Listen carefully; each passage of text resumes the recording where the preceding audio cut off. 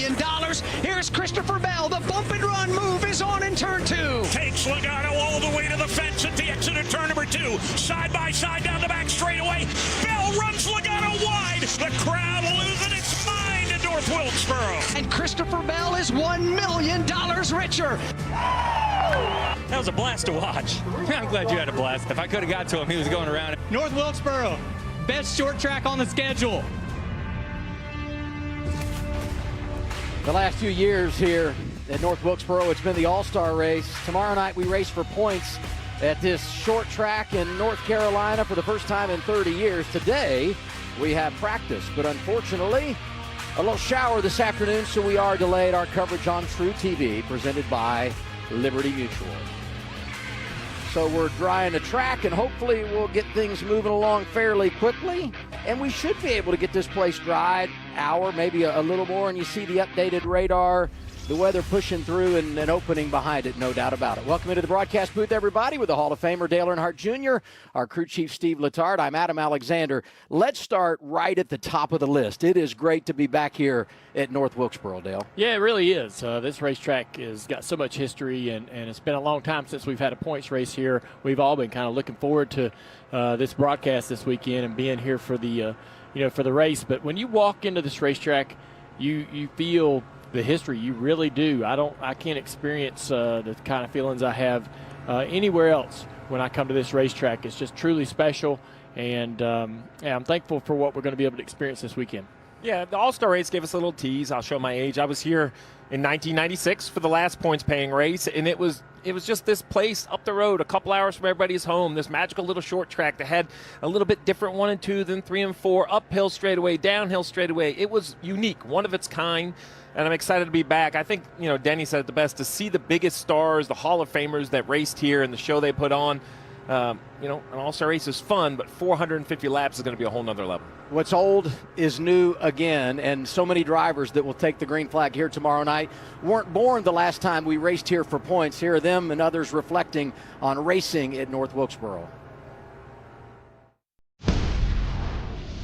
North Wilkesboro is very cool. The history around that place, it's incredible. North Wilkesboro is like stepping back into time. It's our own field of dreams type racetrack. We're very fortunate to get to experience the short track that some of the greats of our series got to run. It's incredible to be going back after 30 years. We got a little taste of it in our All-Star race, but nothing races like a true points race. It's going to be crazy having 40 cars out for a points race, 450 laps. It's going to be really hot and grueling. It's going to be 2 and 3 wide racing. A lot of cool stuff can happen. It's going to be really special to be there, and I think it's going to be one of the most physically demanding races that we have all year. Let's start right there with what Chase Briscoe said. Most physically demanding races of the year. I think about where it fits into the schedule. It's hot, it's humid, 450 laps, a lot of work going to go on behind the wheel. This is going to be tough for everyone involved, Dale. Yeah, I didn't think, a lot about how uncomfortable it would be, but over just the last couple of days, we've heard from the drivers that were in the Truck Series. We heard from the drivers that were in the Cars Tour events last night. Caden Honeycutt was spent after a couple of races last night, a few features, and it's going to get their attention, but it is at night. It will be a little bit more comfortable than maybe some of the racing we're doing in the afternoon here, but it's going to be, you don't get a lot of time off. The short straightaways, back into the corner, working the car really hard. You're kind of, using your back muscles and all types of muscles all the way around this racetrack, and it's going to be pretty tough on the drivers. 450 laps. It's kind of an odd number. When we raced here in the 90s and before, that was a 400-lap race. Those felt like grinding, grueling, long events. So I'm sure we're going to experience that tomorrow and tack on that extra 50. Let's go back, Steve, to when it all began. This place was built in 1947, so this venue actually predates NASCAR. Started coming here in 1949, one of those 8 races that were on the schedule in that inaugural season. And to see this place grow like it has and to be back here now, it's such a great mix of old and new. Well, that's the magic, when something at this age can adapt to still fit today's needs and requirement, both from safety, from competitors, from the fans. Marcus and everyone at SMI, they should be applauded because they didn't just come here, knock everything down, put up brand new buildings and make it look or feel like a brand new racetrack. They did resurface it, which was required. They've also updated the insides of the buildings, but they kind of left that old school motif. When you walk around, you're not really sure what you're going to get when you open the door because it looks like you could be going back 60 years. And the amount of construction is pretty impressive. Dale, you're one of the groups that came up here when it was time to pull weeds the first time. I mean, the track had definitely been overgrown and a lot of time, money, and effort's been spent. Yeah, it was pretty awesome to see the track just go through these different stages. We ran here in the All-Star race a couple of times with the old asphalt, and that was really fun to see the drivers get to experience this place at its toughest. The new asphalt has been put down, and they've learned a ton about how to make the racing better and the product better dependent upon what type of surface they put on the racetrack. And so, Marcus and his team, through their experiences with Charlotte Motor Speedway and different racetracks that they've repaved and how that surface reacted for better or worse, they learned a lot, and they brought that here, and now we see this racetrack, even in just a few years of having a new surface put down. This thing is widened out. They run all over the racetrack in turn 1 and 2, right across the bottom in the truck race, right up against the wall in the All-Star race last year, and 3 and 4 is widening it out as well. So it's a very, very racy racetrack. The drivers all have claimed to really enjoyed it. Christopher Bell gets out and said it's the best racetrack on the circuit. Carson Hocevar tweeting right after the truck race how much fun he had out there being able to move around and race on it. So I'm excited about what we're going to see, and I think that just thankful that it was cool to see it come back and be an all-star race, but the points race is the final straw for me to really get this place all the way back. Well, and the big difference for me, to Dale's point, is the points race, we focus a lot at the front 3 or 4 because it's all about $1 million check. But everyone showing up here this weekend needs something. They need more points to ascend the standings. They're trying to make the chase or try to move up in the chase standings if they are inside the top 16. So you talked about how physical it was, Dale, but what that will do is shorten what are already very short tempers. Frustration at this point in the year is very high. We have raced week in and week out for quite a period of time. It's going to be hot and slippery, and Bell talked about it. 5/8 of a mile divided by 36, 37, 38 cars. There's just not a lot of space for each car. And you do this long enough, you get to hour 2 or hour 3, what was I'll cut you a break 2.5 hours ago, those breaks are going to go away, and there's going to be frustration, and it's just going to add to the entertainment for the fan.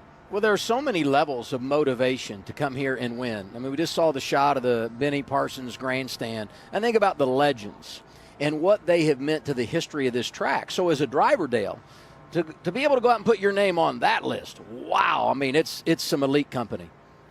Yeah, I think that, you see Junior Johnson, he meant the world to this place. This was his backyard. Even when this racetrack was closed down, he was over here sending people over to keep the grounds clean. And Benny Parsons had a ton of success here. Darrell Waltrip won a lot of races here. Darrell loved coming to this racetrack. And so, you can see the old flip numbered scoreboard that they hung on to, and you have to have some intern or some college kid come out for a couple $100 to flip numbers all race long. I think it's a lot of fun for the drivers to find something unique about each stop on the season, right? Every track needs to offer something the others don't. You think about the Martinsville clock. You think about, the guitar at Nashville. Well, at Wilkesboro, you get to ride the lift to the top of the building to go into Victory Lane, a very special place. Drivers want to ride that lift, and it's a point of pride and accomplishment to be able to do that. So, I think the drivers are excited about that opportunity to be able to have future chances to come here year after year after year and try to win races. September 29th, 1996. That's the last time we had a points-paying race here at the Cup level. Steve referenced that. If you go back, there are the drivers that were behind the wheel that took the green flag for what at that time we thought for sure would be the final points race here ever, right? Jeff Gordon able to wheel it into Victory Lane. It was a big battle between Gordon and Terry Labonte, which was about every time you came up here in the mid-'90s, those two seemed to find a way to push and shove, and DW was in the mix. It was just always a fun place. Back then, if you can believe it, this was one of the few ovals that we shifted at. So because of the uphill, downhill straightaways, even at the short track, there was moments when you would shift here. Dale, how do you put into perspective, and Steve referenced you coming up here and a part of the cleanup process. How do you put into perspective that day and your mindset and what you thought the realities were of the future of North Wilkesboro versus where we are this weekend? Got to give a lot of credit to Marcus Smith and his team for, everybody, all of us could walk up here or go on social media and say, man, we ought to get this track back. Let's get this track back on the schedule. But there's a lot of moving parts. It takes a huge investment.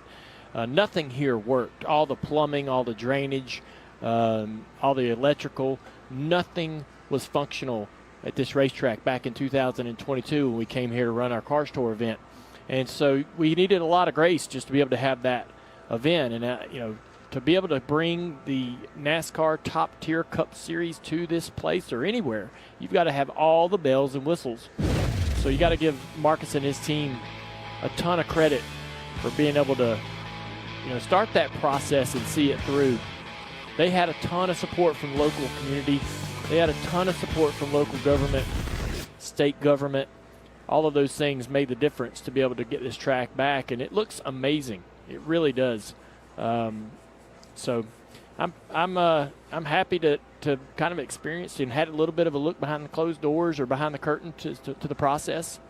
But I'm thankful. I think we were talking about it on the way up here. We got to be glad that Marcus Smith loves racing, because he wouldn't do these type of things or bring these type of racetracks back without that passion. I love what Carson Hocevar said. He said it's kind of our field of dreams. And, the famous line from that movie, if you build it, they will come. Well, in this case, if you rebuild it, they will come, and should have a great crowd here tomorrow. So here's the deal. Practice is supposed to be happening right now, and because of the rain, that's been pushed back. NASCAR has decided to cancel qualifying. So there will be no qualifying. 37 cars here. Everybody makes the show. And now the focus is on getting this track dry so we can get some practice in for all these race teams as we anticipate 450 laps here tomorrow night. Such great venue and one of the fun stops on the NASCAR circuit, North Wilkesboro Speedway in Wilkes County, North Carolina. Our coverage continues on True TV. Stick with us.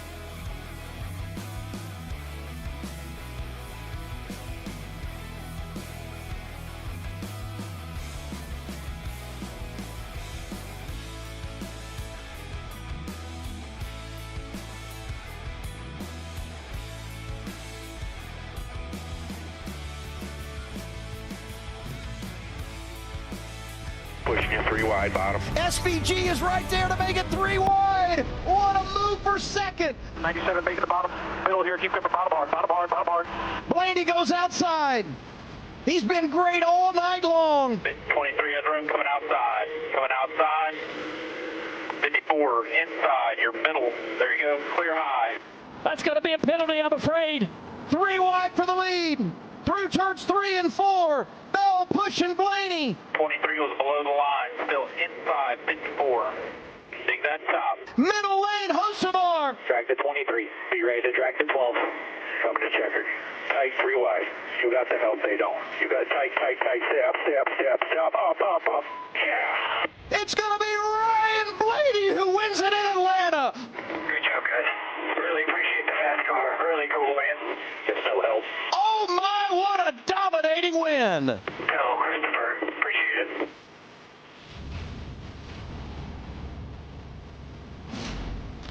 Second win of the year for Ryan Blaney. He's right back into regular season championship chase. How about this? 65 points now separating the top 3. Yeah, he's finished in the top 10 in the last 8 races, his longest career streak of top 10s. The other thing that's incredible for me is that Team Penske is minus 309 for laps led this season, while Blaney is plus 139.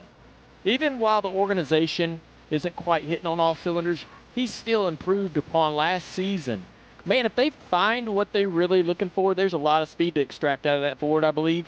And if they find any more, this guy right here absolutely throws himself right into the conversation for the championship.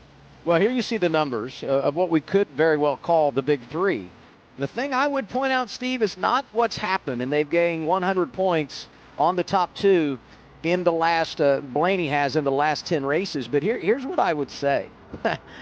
Excuse me, in the last 4 races. But here's what I would say about Blaney. Look what's ahead. He won at New Hampshire last year. He's great at Iowa, won there a couple of years ago. Daytona's the regular season finale. The tracks that are coming up for the 12 team really put them at a good spot. I think that makes this the hardest thing to predict is just that. I think the schedule is swinging towards Ryan Blaney's direction. I think it's well documented that the Fords appear to be at a disadvantage at the higher speed racetracks. So Indianapolis, probably the last one that I would put in that area where, you know, you're going to kind of need all those bells and whistles. But what I would say about Indianapolis is a very good strategy, and you get your track position, and you can run inside the top 5, top 7, top 10. You might not have the raw speed to make the pass required to win that race, but a good run race and a well-called race, which is what the 12 does very well, that could give them an opportunity. And then every other racetrack you mentioned, why can't Ryan Blaney go there and win? That your call when the 12 won was something very accurate. It wasn't just a win. It was a dominating win at a racetrack where we haven't really seen one person dominate. It's been known for all these passes and all these movers and comers and goers, but the 12 car lost track position one time because they needed some fuel, and he methodically worked his way back towards the front. They couldn't get rid of him. Yeah, there's a conversation that's happened in the garage this year that I've never heard, and that is Ryan Blaney might be one of the best, if not the best driver in the series this year. Now, that ebbs and flows year to year. Larson was in that conversation for multiple years, and maybe still is today. But, you know, Ryan Blaney was always appreciated for his ability and his talent. He is a champion. He's won plenty of races.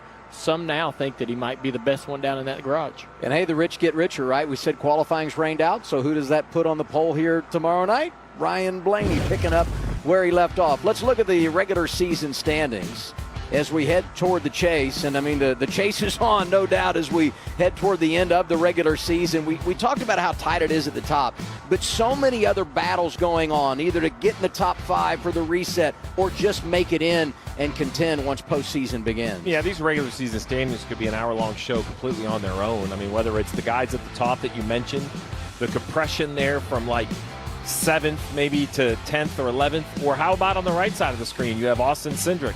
SVG just ran the truck race here earlier today, you know, extra prep, trying to be good at this short track. Eric Jones continuing to improve, and Joey Logano, look, it couldn't be the worst year possible for the 22. Statistically, everything has gone wrong, yet there he is, still only 8 points out. And if the 22, Joey Logano and Paul Wolfe, can get a little lucky, continue to operate the way they do, continue to be efficient with the strategy, you just don't know. That's a driver that someone may have wished they eliminated races ago, because if you let him hang around long enough, he's going to kind of jump up, and next thing you know, he'll be up inside the chase numbers. Yeah, that battle for the cut line is always compelling and exciting, but the battle to get into the top 6 equally interesting. A lot of people, as we've said over and over every single week, we feel like the champion is likely going to come out of the top 6 drivers, and Ty Gibbs has done an incredible job to put himself in a very comfortable spot, breaking away from Chase Elliott and Larson, while Larson and Chase are in danger of kind of slipping into a battle they don't really want to be in with a Chris Buescher and even a Hocevar at this point, which is incredible to think. Never would have thought Hocevar would really be in the top probably 8 or 10 in the points at this point in the season. If you run the numbers, and I agree with everything you said in regard to being top 6 at the reset, because if you run all of the numbers, it indicates history would say you have to be there if you're going to win the title. But then I think about the 2 summer runs that have happened here in 2026. What Denny Hamlin was able to do to run down Tyler Reddick and overtake him for the championship lead, and what we just talked about with Ryan Blaney, making up 100 points in 4 races. That says to me, we love history, and we're going to pontificate on what could happen once we get to the chase. But the reality is there could be someone out there laying in the weeds that we're not talking about that makes a huge move. And we keep talking about the move up, but Dale mentioned it. When you look at Elliott and Larson and maybe they're slipped down and getting into a battle they didn't really want to be in, I could add that to their teammate, William Byron, who's 12th, only 82 above. Who would have thought this car should be well locked in, right? Bubba Wallace, that penalty, very emotional, very frustrating for the driver of the 23, right? Well, part of that reason is he's only 55 to the good, so that's 20-something points that move below the double yellow line cost that 23 car. So every name has a story. If you're the fan for that driver, you know it very, very well. I think about Ryan Preece, 26 below the cut line, and he got that 25-point penalty when he and Ty Gibbs got together. It's so fragile. It's so close. And when you get to this time of year, you know just about anything can happen. So here's the reset. Qualifying has rained out. We're going to use the rule book, the metric, to set the field for tomorrow night. 37 cars here. Everybody makes the show. The focus now by NASCAR is to get this track dry so we can get in some practice time. And, you know, the early estimate was right around an hour, a little more to get it dried up. So hopefully that will be the case. And we're seeing a little sunshine, so we are optimistic. Cars will be on track as NASCAR makes its big return to North Wilkesboro for a points race. It happens tomorrow on TNT. Thanks for being with us this evening here on True.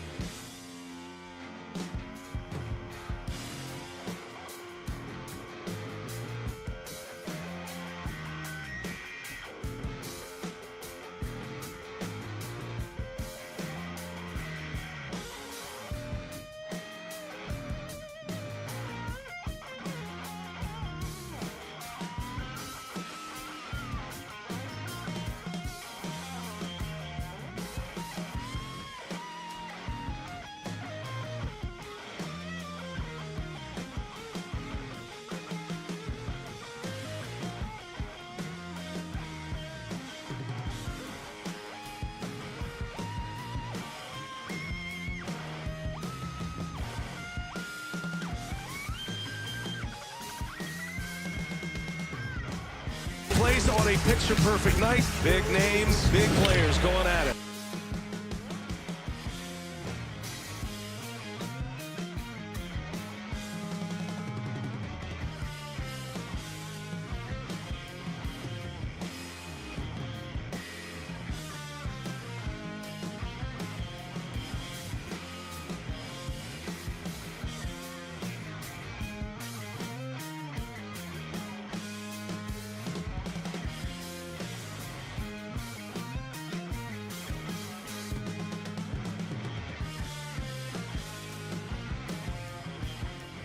The chase is on. We've reached the final four of the in-season challenge. On one side of the bracket, Todd Gilliland looking to upset his way to $1 million. He gets Chase Elliott tomorrow night. And on the other side, a couple of heavyweights. Christopher Bell gets our most recent winner, and that would be Ryan Blaney. Someone out of that group is going to take home $1 million from Indianapolis next weekend. It's an impressive lineup. On the right-hand side, 164 head-to-head matches in this car, and 82-82 for Bell and Blaney. The tail of the tape. You got it right there. Has exact. And I will just say, on the other side, if everybody's just ready to hand it to Chase Elliott, there's been 2 short tracks this season, and they've split them 1-1. So coming to a short track, look, Chase should be the favorite, both in numbers, but I don't think it's out of possibility that Todd could continue, you said it the best, continue this upset. Let's catch up with driver 12, Ryan Blaney with Marty Snyder. What's up, Marty? Adam, I asked Ryan a moment ago, have you ever metriced your way into a pole? One time, Daytona last year, right? What happened on that race? Yeah, got fortunate to end up winning that one. So that's sometimes they work out that way, and benefits of running well last week, and so I'm excited we get to practice at least. I'm excited the rain stopped and working on drying the track and be able to get out there for a little bit longer. But heck of a lap. It's a good job on my guys. Heck of a way to get into it. So I want to ask you, you were here for 3 All-Star races, but is it different showing back up, knowing that there's a lot more on the line with a points race this time? Yeah, I mean, a little bit. The race is longer. Like you said, we're kind of getting down here to the end of the regular season, and we're kind of creeping into that points battle. So it is a really important race for us. Every single weekend is important. I mean, just the way everything's set up now and stuff like that. So I think the approach to this race compared to the All-Star races is going to be a little bit different. Just how you run the length of the race, the stages. I think the tire they're bringing at the short tracks now is really, really good. So a little bit different managing, I think, for this race. You mentioned the importance of practice. What's one thing that's on your mind that you want to get right? Because I think the point you were kind of making there, this is going to be a very different race than the All-Star race. Even starting up front, you're not going to be in clean air for very long at all with a full field. Yeah, you're going to catch the back of the field really quick. So I think it's important, one, you kind of want to see how your car is taking off in clean air. And then at some point through practice, I'd love to get in traffic. How does my car react once I catch traffic? Once you're battling in traffic in the pack somewhere, what changes do you need to make from clean air to dirty air? I think that's one of the biggest things when you come to these short tracks and just trying to figure out, hey, where do we need to be good? That's the biggest thing. So we'll find out. But it's going to take a little while for the track to get rubber on it. We had some hard rain. I was really excited for the truck race to run before us because it was going to be rubbered up and we were going to be able to search around. So hopefully we'll be able to get up to the third lane or so in 3 and 4. But clean air to dirty air balance, I think, is a huge thing. You were just asked about this in the media center. I want to ask you about your post-race after your dominant win in Atlanta, ride on the motorcycle. And I know you had fun until what happened? Well, I appreciate, Harley Davidson for providing that to the race winner. That's a cool bike. That's like a 1 of 26 Sturgis edition. You are ripping there, dude. No, I was cruising around. And, I couldn't pass up the opportunity. When's another time I'm going to be able to ride the trophy around a track you just won at alone? Yeah. It was a great experience. I used to ride a good bit back in my younger days, but that was a neat trophy. And I might have got lit up by some sirens. The police pulled out there. I think they thought I was a fan riding their bike around the racetrack, but they were nice and pulled off once they realized that I was in a fire suit and I was a driver. But that was fun. A lot of thoughts went through my head riding around there. It was pretty neat. It was 2:45 in the morning, but it was a legit pullover by the police. They had no idea who you were. No, they didn't. I think they just they saw me go by the first time. They're like, "Who the heck is this idiot riding around here?" Took his bike out on the racetrack. How'd he get out here, number one? But no, they were nice. They shut the sirens off and the lights off pretty quick once they realized I was the race winner. So that was nice of them. All right, let's focus back on North Wilkesboro. Adam and the boys just talked about the in-season challenge. You have a very tough draw this weekend with Christopher Bell. Will you keep it in mind, especially as it gets late in the race at all, or are you just worried about the race itself? Yeah, I look at, well, number one, it's nice to just be in the tournament still. I got knocked out early last year, and, so to kind of see who you're up against each week has been really fun to go through, and I hope the people have really enjoyed watching how the in-season tournaments played out and the guys going head-to-head, because we don't have that in motorsports, right? It's not ever a head-to-head kind of battle. So, yeah, it's going to be really tough this weekend with Christopher. He won the All-Star race here last year, runs great at short tracks, so hopefully we'll have a really good battle. And I don't really think of it during the race. I see who I'm up against, during the week and then going into it, but if we get down to the end of the race and we're running right next to each other, then heck yeah, it's going to be on top of my mind for sure. But if you go lead all laps and win the race, then that stuff takes care of itself. But it's just nice to be part of, and it's nice that they're doing this. It's really, really fun, and the fans to cheer for head-to-head matchups. But it's going to be tough when we got our work cut out for us. All right, we appreciate the time and the rain delay. Adam, I think the theme of this is don't ride a motorcycle around a racetrack at 2:45 in the morning. Even if you have won the race, you might get the cops to pull you over. In this situation, it's can I see your driver's license and registration? And Blaney would have said, I actually have neither. It's in my other outfit. It's still in the truck. Yeah. I'll tell you what, though, I love his perspective and his just overall pace, because if you're going to win and you're going to endure over the long haul of a season, you have to stay balanced. And we've talked so much about the Fords and where they fit into the equation. He's a tremendous leader of his team because of how balanced he has stayed, and now they're in a great position to go out and have success. Yeah, I mean, it's for a lot of drivers, I think you look across the garage and you see maybe your manufacturer not performing like they want to. And this happens every season to multiple manufacturers every single year. So this year it just happens to be that the Toyotas have been really, really good, and everybody's trying to strive to gain there. It's easy for drivers to look across the garage and say, man, we're just not good. And they get, that attitude sort of seeps into their performance and their efforts. He's not done that. He's not done that, and that's the most impressive thing. That's what makes an athlete or a sports athlete or somebody go out there and really be special, is even when it doesn't make sense, he can still go out there and get the points, get the wins, perform when he can, where he can. He's got, as y'all mentioned, all these great races lined up in front of him to finish this regular season out, and he's got the attitude to go out there and win those races and lead laps. So it's pretty impressive, because a lot of guys could look around and say, man, this just doesn't feel like it's the year for us, or it doesn't feel like we got what we need, but not him. Started on the pole last week, won both stages, won the race. He'll start on the pole tomorrow night as well, because qualifying is washed out. Front row, Blaney and Ty Gibbs. Gibbs, who got his first career victory on a short track earlier this year. Yeah, don't overlook Ty Gibbs and what he's able to pull off. We heard Ryan mention Christopher Bell and his success here at this racetrack. He'll start next to Mr. Excitement himself, the Hurricane, Carson Hocevar. He'll always be fun to watch. And you got Tyler Reddick back there, who's had real good success here in the All-Star races, and Eric Jones, who's really made a surge up through the standings over the last several weeks. Coming to the short track, he's got tons of short track experience. And then you got Denny Hamlin, who's always going to be good everywhere he goes. And SVG, who had an incredible run in the truck race today. So he's got some momentum. Austin Dillon's got some momentum as well, coming off his second top 10. Got a couple of short track wins last 2 years. Next to Joey Logano, who won the All-Star race here 2 seasons ago. That's row 6. Logano's teammate in row 7, Austin Cindric, who needs to continue to ride that wave of momentum. They've been in the top 15 a lot, but need to continue to gain those stage points to stay above that chase cut line.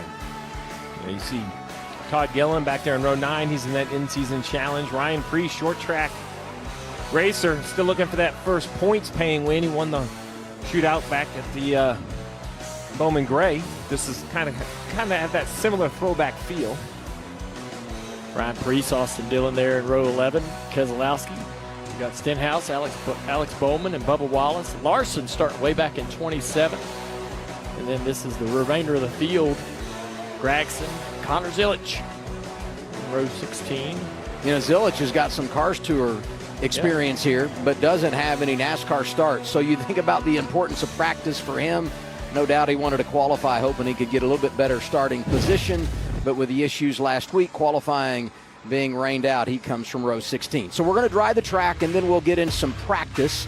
We ask that you hang with us from here at North Wilkesboro. And in the meantime, with it being Mother Nature that has pushed our schedule a bit, I think we should go to an episode of Wipeout. What do you guys think? That'll fill the window. Stick around, and we'll have it for you when cars are on track.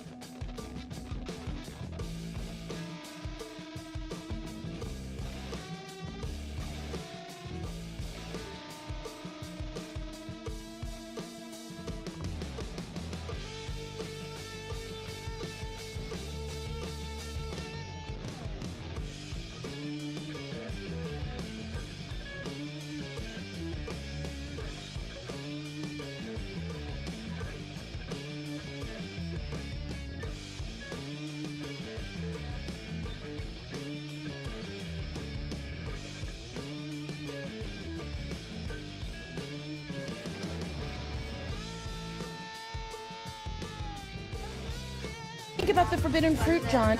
Just enjoy some ding dong.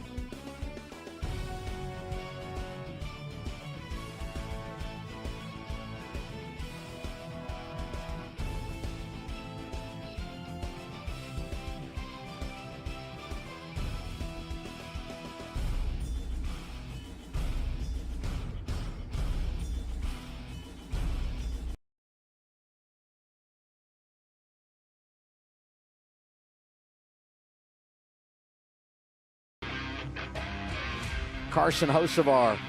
You know he's ready to put on a show, talking with Tyler Reddick, who's got so much on the line when you think about the last 6 races of the regular season. Same with this guy, Bubba Wallace, who when you look at his numbers at North Wilkesboro Speedway, they've been quite impressive in all-star competition. Qualifying rained out. We're set for practice now on True TV. Our coverage presented by Liberty Mutual.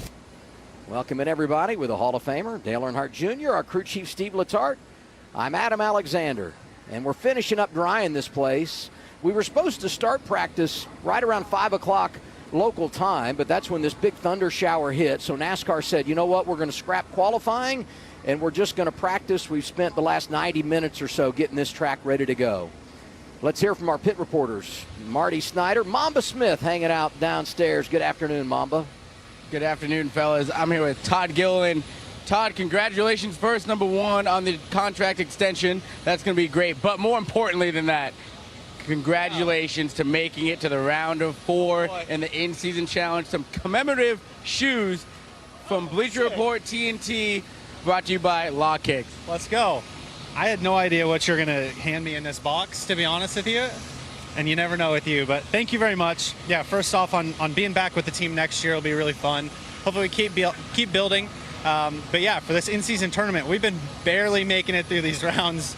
And hopefully this is the week where he can go out and have some speed and you know, contend, hopefully with the 9. I'm sure he'll be really, really fast this weekend. So you never know, right? In these 1v1 kind of head-to-head battles, you know, anything can happen all the way down to the last lap. So just got to grind it out, stick it out, and we'll see. But thank you for these shoes. Let's go. Hey, okay, real quick. What are you going to do with the $1 million when you win it? Oh, man. I don't know. Beg my team owner for it, I guess, probably. I need to start working out that deal now that we're at least in the Final 4. You know, I don't even know what I would get. So, you know, it's part of it. We're going to keep doing our best out here, see where the bracket lands. But yeah, I'm just glad the track's dried up. Hopefully we can make some laps out here. Hey, open up that box one more time for the viewers, because we got to show them the best part, not that side, this side. The 34 on the back. You didn't even see that. Let's go, dude. They have BR racing, the whole 9, dude. I think I could just totally beat you in basketball with these on. Okay, So we better. when are you gonna grow up? We better kick it over to Marty before I embarrass you on TV. Marty? Hey, speaking of the in-season challenge, how about Christopher Bell versus Ryan Blaney, which could be for $1 million at the end of the day. You got a tough draw on that, didn't you? I did indeed. Yeah, Ryan is, he's been one of the best here. And I've done pretty well here. So I wouldn't be surprised if we have to race him for the win. Selling yourself short on that, you've done pretty well. You're the last winner here at North Wilkesboro. But how will it be different, Christopher, with a full field? Even if you start up front like you will, you're going to catch traffic very quick. Yeah, I mean, just lap traffic is everything whenever it comes to the short track races. So I honestly love it. Like whenever you talk about Bristol, Martinsville, Richmond, those style tracks, you got to get through traffic. And here at Wilkesboro, the unique thing about this racetrack is you can move around a lot more here than you can at some of the other racetracks. So yeah, I think it's going to be a recipe for a great race. I'm really looking forward to it. I've had this one circled for a while. I think it's going to be fun. You have had this one circled not only from the performance side, also the health side. Are you 100% now after that broken wrist? So I'm close. I don't have a cast on. I just have this little wrap around my wrist right now. So I drove the truck. I through practice and qualifying and ran the race earlier today. And I almost said it was like, I didn't even notice it, right? Like I went out there and I felt completely normal. And I wanted this big celebration of like, I'm running without the cast, but I just got back behind the wheel and it felt completely normal. So it's kind of like whenever you lose AC in your house, right? Like you never think about it. Yeah, I'm grateful that I don't have my cast on, and it feels so good to be able to drive normal inside the car. So I'm not gonna be doing any push-ups anytime soon. Adam, a healthy Christopher Bell at one of his best racetracks could be a recipe for trouble for the rest of the field. Hey, 4 second-place finishes in the last 8 races. This team is dangerous right now, Dale. Yeah, they've been doing pretty good. You know, I think they've been doing pretty good. Yeah, they've been doing pretty good. You know, I think it's pretty interesting because Denny Hamlin's been the Toyota that's dominated a lot of the season. You had Tyler Reddick. And the other Toyota drivers are wondering when that's going to turn, the title turn for them, and they'll start to share in some of that success. So Christopher Bell could be peaking at the right time for the season. I've never broken a wrist, but I've lost AC, so I guess from now, I did not have that analogy on my bingo card. No, but I like card. it. Really painted the right picture. You know, now you don't think about it till it happens, but I can't wait to see, they ground their way through that. And I'm glad he's feeling great. I can't wait till he doesn't even think about it anymore and he can just go out there and do his thing. And hey, because qualifying's rained out. He starts on row 2 tomorrow. So you think about the run they've been on, back-to-back runner-ups. Marty referenced his success on All-Star Night a year ago right here at North Wilkesboro, and they've got some track position to begin the race tomorrow evening. It's time for practice and hopefully cars on track when we return on True TV. So if it's a club, who's in charge?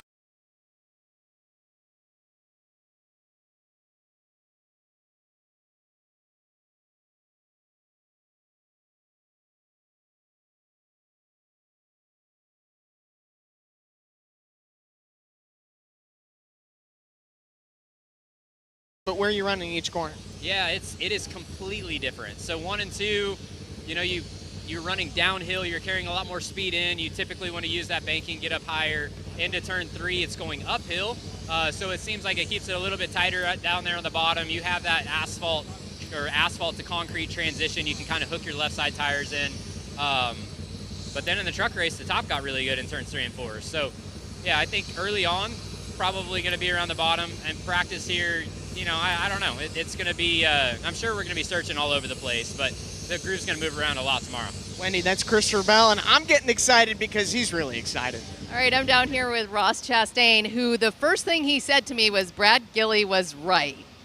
Well, eventually, because of the rain, we went to a combined practice now for 50 minutes, and Brad, to my telling me during the truck broadcast earlier today that we had a full hour practice, and I said, well, that's news to me, and now it came true. All right, not news to you. A little bit of penalty. It's going to put you behind the 8 ball a little bit. How do you handle that as and your experience? Yeah, I asked Brandon McSwain if I needed to go out there and hit the spoiler or something, and he said no, that's not going to help. Failed the first time for a spoiler, being too far to the right, and tried to.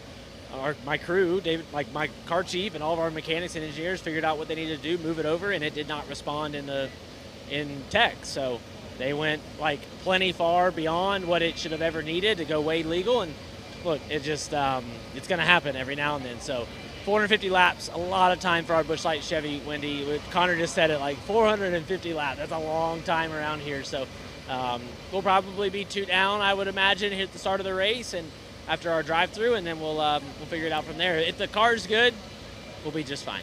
Christopher Bell is fired up about this full field getting ready to go out there and racing this weekend. How do you feel about this points race full field here at North Wilkesboro? Let's go. Let's do another practice in the morning. Let's do a Sunday morning, another hour.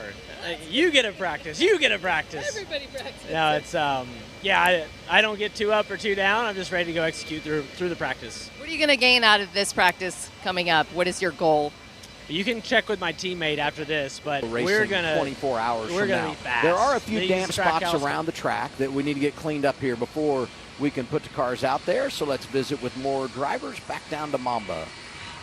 Now, I know I'm supposed to ask you about your car and what it's like being on track, but today I got to ask you about your grandfather. Richard Childers got back behind the wheel up in Connecticut, Stafford, at a Crown Vic with Cletus McFarland and yourself. How was that racing with your granddad? Oh, that was probably one of the coolest moments I've ever had. Cletus put on I forgot the name of the race, but it was the 900. It felt like 900 laps, but we had such a good time. Being out there with my grandfather was a dream come true.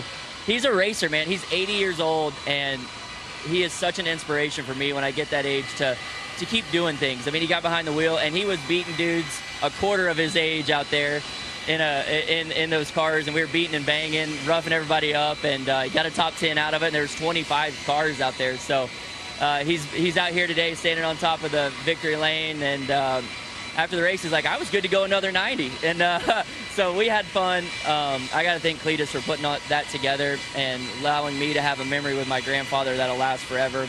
And now here we are today having a little more fun, and we'll see if yesterday's practice racing against him will help me here at North Wilkesboro. So how has it been? You're kind of juggling multiple things. You're racing for Colleague in the Cup Series, obviously. You're also starting to dabble into the business side. I know you were a big proponent in Cletus kind of getting into that 33 O'Reilly Series car. How's it been balancing all these different hats? It's not too difficult. You know, my driving career is the #1 thing for me, and I feel like as a driver, mentally, physically, I'm at the best place I've ever been, and being with Colleague Racing, I love being a part of this race team, and we have great partners, and we're getting better each week on track, and our results are starting to show some of the hard work and the ways we've been running. We've had some bad luck, but the last few weeks we've had some good finishes. So racing comes first. I got a lot of years ahead of me in that. Obviously, there's a future that I'm interested in on the ownership side, but I feel like the best is still ahead of me on the driving side, and that's where my main focus is. And the thing about Cletus is, he is so good for our sport.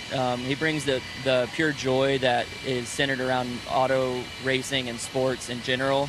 And it's a good reminder, because sometimes we get a little too serious in the grind and the seriousness of what it is to be a NASCAR driver. And so to take a break midweek and have some fun with Cletus and bring him into our world, it's just good for everybody. I think it's good for our fans. It's good for everybody in the industry, and we're having a lot of fun with it. He's a heck of a driver himself, and he wants to be a race car driver, and I just want to be a small part in helping him get to that happen.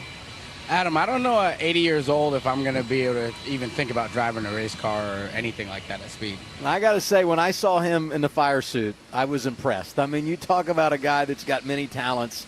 I love listening to him on the radio when we're doing a race, right, because he loves to chime in, but seeing him drive a race car was impressive. And I referenced the fact that we had a few damp spots, so some drivers getting in safety vehicles to evaluate, give an idea when this track's going to be ready for practice, Dale.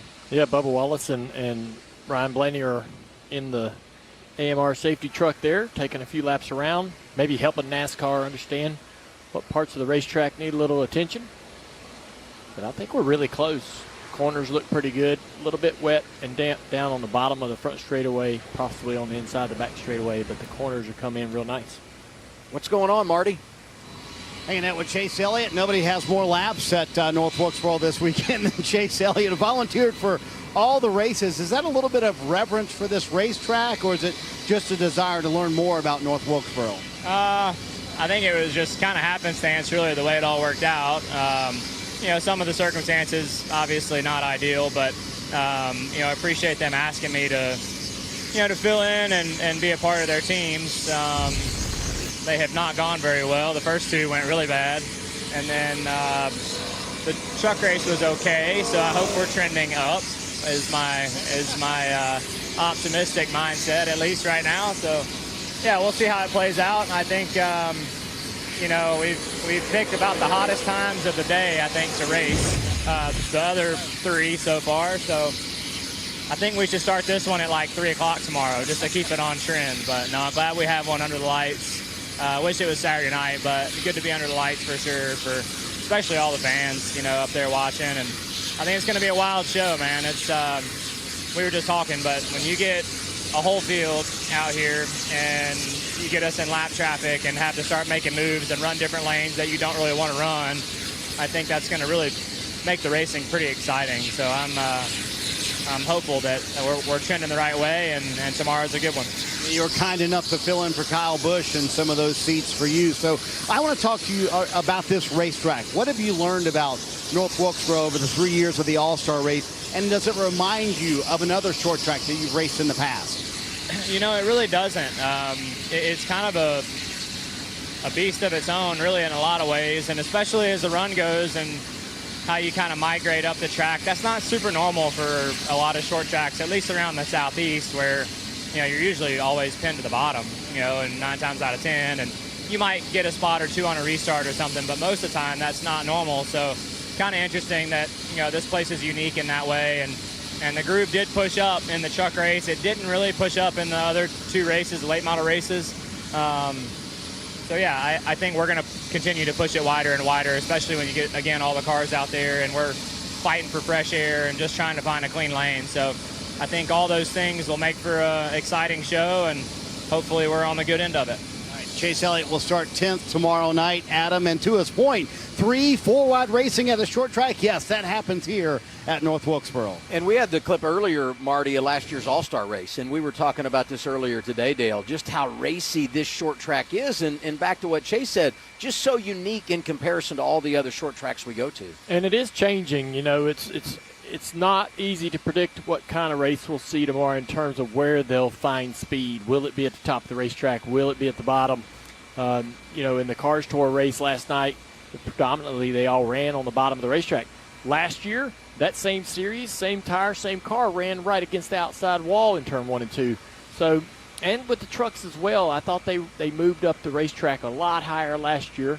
We've had a lot of weather keeping kind of rubber off the racetrack, and I think once we get deep into that race on Sunday tomorrow, it's going to, you know, once the groove gets worn in and the rubber gets put down on the racetrack, they'll start going and searching. Yeah, if we can avoid any sort of weather tomorrow night, 37 cars, 450 laps to slime this place up with that Goodyear rubber top to bottom, they will be searching everywhere for something, some sort of grip. Well, this practice is going to be big because it's going to be a green racetrack, and we're going to be out there about the same time that we'll start the race tomorrow night. So some opportunities for these teams to get an education here this evening with practice before racing 450 laps tomorrow. Saw the drivers back on pit road. Hopefully they've given the thumbs up, and we'll be practicing when we continue from North Wilkesboro Speedway. The car does move around with the line, and more than anything, get a feel for what we need, you know, just feel-wise, not so much speed-wise, just because it'll be pretty heavy traffic. Wendy, they're all going to be fighting for real estate out there. Yeah, hey, I was just chatting downstairs here with Jimmy Johnson because I was having a little bit of a laughter. We've interviewed several of these drivers who have told us they haven't seen a points race because they weren't alive back then. So I see Jimmy Johnson here. Aha, somebody that knows about points racing at North Wilkesboro. So what do you have to say about that, Jimmy Johnson? We have a lot of young drivers in our field these days, but you had the awesome experience of being here then. Yeah, I was just kind of making my way back to the East Coast and getting on into the program here. And I've never turned a lap here in a car, but I've watched plenty of races on TV. One of our first trips to visit Lowe's when their headquarters was based out this way, Canals got a speeding ticket, literally right wherever the road is over here, got a speeding ticket there. And then the only laps I've turned here was on a bicycle. We came here, parked in the parking lot, rode a couple laps on bikes, and climbed Mount Mitchell years ago when we're all in shape and doing the thing. But I'm excited to be here and to see a Cup car go in person. It's only been TV for me so far. What is your expectation when we finally get some laps here today? Well, if the track ever dries out, it's wild how it's still seeping through the asphalt and just isn't dry yet. But short track racing is so cool. And when I pulled in today, the truck race was going on. And it's been a long time since I've been so close to the cars in a confined space where you can smell the tires, smell the gas, smell the exhaust. Good short track vibes. Talking about a cool vibe and a good experience, I was watching your social media. You had a really cool trip. You'd like to share with the fans that maybe saw it on social media and how cool that was for you? Life-changing. Shani and I went on a safari 20 years ago and said one day when we have kids, we want to bring them. And this trip was in a different area of Africa. We were in and around Kenya. Just life-changing.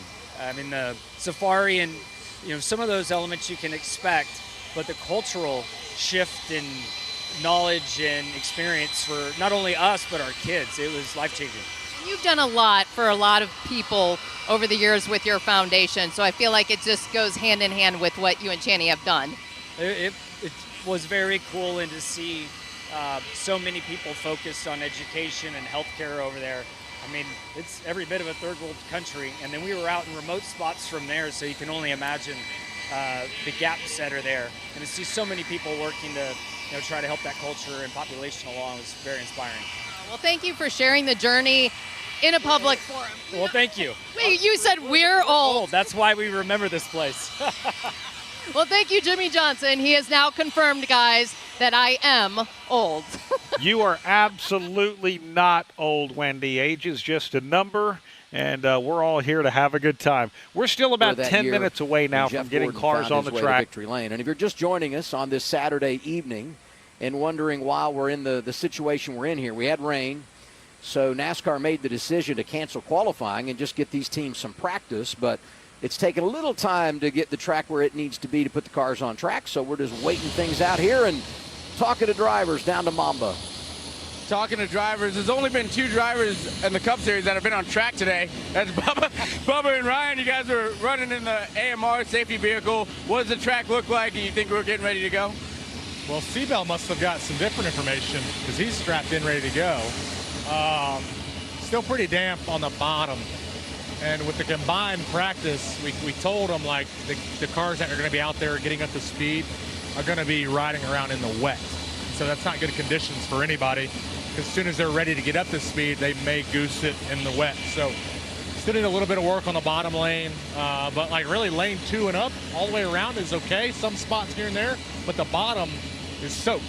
So, which I'm surprised at how hot it is and how much time they've been spending on it. We're not any closer, but yeah, I don't know. I don't know. Well, talk to me about short track racing. You're usually pretty good around these type of tracks. What about them just suits your style of driving? That's what I grew up doing. You know, I was running legend cars up until last year. Just enjoyed them. Although I've hated how our short track program for 2311 has just been kind of hit or miss. And you know, I feel like I lead kind of that charge because I have a little bit better feel for short tracks versus like Tyler's a little bit better at 1.5 miles. So it's been kind of a struggle point for us. So I told Charles last night, like, I hope this is a solid weekend, you know, regardless of a finish, but just like, okay, we have some sense of direction because our last couple short tracks haven't been that great. So yeah, I'm excited to get on track. Looking forward to some long green flag runs tomorrow. But yeah, it's a great time. It's a great time down here. Bubba Wallace looking forward to getting on track, Marty. You know, Mamba, in 1996, when the Cup Series was last year, every hauler in the garage area would have a crew chief on top of it watching practice. This year, there's one crew chief on top of the pit box watching practice. That's Paul Wolf, who obviously crew chief for Joey Logano. So why you going old school? Why the idea to sit on top of the hauler and watch this practice session, Paul? Well, believe it or not, I guess I'm probably one of the old school guys left in the garage. It's hard to believe I've been doing it this long now, but yeah, for me, like when I got started, there was no SMT, right? So you're on top of the truck for 3 practices a weekend, watching the car, seeing where we are in traffic, and you know, there's still opportunities at different weekends where, you know, I can get up on the truck and see a good bit of the track, and I just like to visually see, you know, where we are, especially you can understand when we're in traffic and how our car is, those types of things. So obviously I have a great group of engineers, and they're looking at all the data down at the box, and you know, our goal is to, you know, make one long run anyway, so it's not like we're going to be coming in and out of the pit road. So just kind of get a good view up here and see what's going on. You truly can see a different perspective up here, obviously, but can you pick up on little nuancy things as Joey's out there on the track? Yeah, I mean, a lot of it, you know, when you're around cars and stuff, you can kind of see your strengths and weaknesses, and then, like I said, just the whole traffic piece and how that plays into, especially when you're like trying to study lap times and whatnot, you know, like they change a lot just depending on where you are on the racetrack and where you are within traffic. So those little things, is it night and day? No, but I like to watch cars go around the track too. There you go, Steve. I love how you and Dell Jr. immediately picked up, hey, there's one crew chief on top of the hauler in the garage area. Who is it? It's Paul Wolf. That's old school. I always felt like at tracks where I could see the cars, it was an advantage. I've been at short tracks my whole life, and like Paul said, back when Dale and I worked together, there was no car data provided during practice. So while he would give me feedback, I would watch our cars. I'd also watch other cars.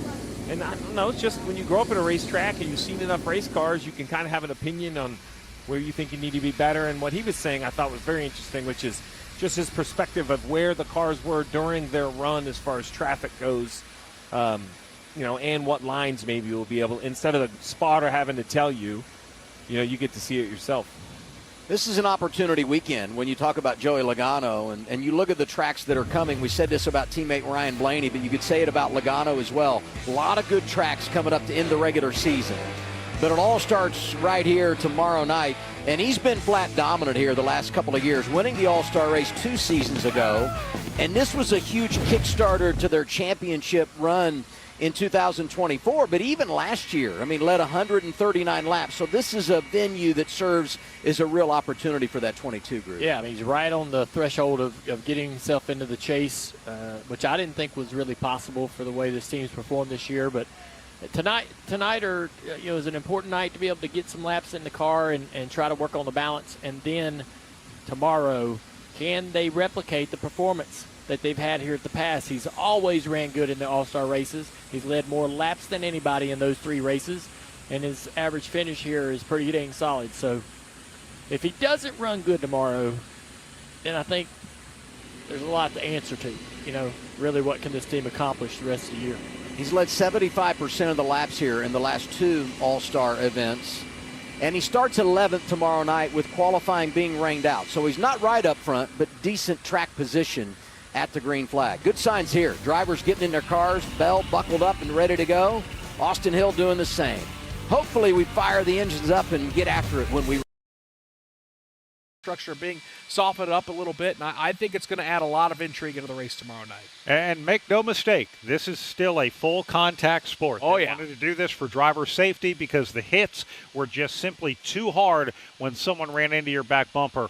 All of the drivers almost are inside of their cars and getting ready to practice. Bubba Wallace is still standing on the middle of pit road before hopping into his Coca-Cola Toyota Camry. But Denny Hamlin, Ty Gibbs, Christopher Bell, we see Chase Briscoe, Ryan Blaney, last week's winner at Echo Park Speedway, Joey Logano, Austin Cindric, Chase Elliott, Kyle Larson, William Byron, Alex Bowman, all of those drivers in their cars ready to go. The only one I see standing on pit road is Bubba Wallace.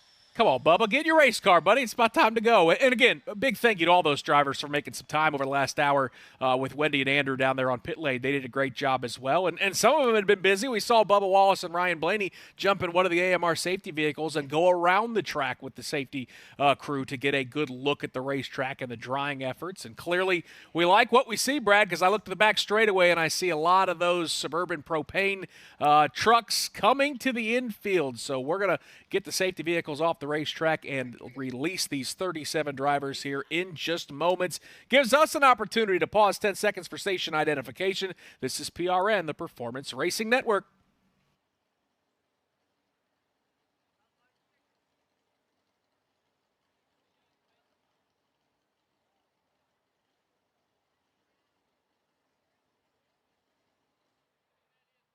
Welcome back to historic North Wilkesboro Speedway, about 30 seconds away from the one and only practice session for the NASCAR Cup Series. Alongside Brad Gilley, I'm Nick Yeoman, down on pit lane doing a great job over the last hour or so. Andrew Curlin and Wendy Venturini. And Brad, I would imagine the fans here at North Wilkesboro Speedway about to make some noise as well. As soon as they fire engines, and we'll see how many drivers hit to the racetrack immediately. I think there's going to be a nice round of applause. Well, the green flag is now out. Practice is open here at North Wilkesboro Speedway. We've got some early takers. Shane Van Gisbergen, one of the first ones to pull out of his pit box, and then you see John Hunter Nemechek. A lot of them waiting. Maybe they want to let those two be the guinea pig before they actually go out there. But this track, it's dry. There are some wet patches here and there, but not in the racing group. NASCAR wouldn't send them out unless they felt that it was safe. But for 50 minutes here, they've got every opportunity in the world to come in, to make adjustments, to do all the things that they need to do, and really fill out these cars. Now, adjustments are limited. We did have pre-race tech inspection already, and Ross Chastain, his team failed that 3 times. He explained that earlier. The spoiler was a little too far over to the right than what the body limits allow. They tried to adjust it. They went the other way, just a little too far, tried to adjust it again, and Ross Chastain will drop to the tail of the field for tomorrow's Window World 450, and watch him on running lap the number cars 1 do a pass-through yesterday penalty. evening, the truck race earlier today, and you know, he kind of fits this place. He's a throwback, right? And it's been fun to watch him participate. You know, he said he didn't have too good of a run in the Cars Tour events. He had a little damage to the right front corner of the Pro Late model, and that affected that car, and he had to come to pit road. And he was a little bit better mid-pack in the late model stock race in an extremely stout field. So, you know, it's just been competitive all weekend, as it'll continue to be, as we got cars rolling toward the exit of pit road. This 42 car heading out on the racetrack. John Hunter Nemechek says, I'll be the guinea pig. I'll go out there and check it out. Track's green. Everybody gets 50 minutes to dial things in for tomorrow. 50 minutes and 2 sets of tires because there's no qualifying. So we'll see if they decide to use them or not. I think they have more than enough tires to run the race. You could transfer a set of scuffs if you wanted to, but I think you could burn both sets up in practice and feel great about tomorrow's race. This reminds me of the old days of sitting there watching for somebody out and see if the track was dry. Already under the hood of the McDowell machine, wheel being turned. I don't know if he has a steering issue or what they have going on. They've had some tough Saturdays. I mean, I think about the inspection issues they faced at Chicago and had to do the pass-through penalty at the start of the race, and behind the 8 ball here to start things today at North Wilkesboro.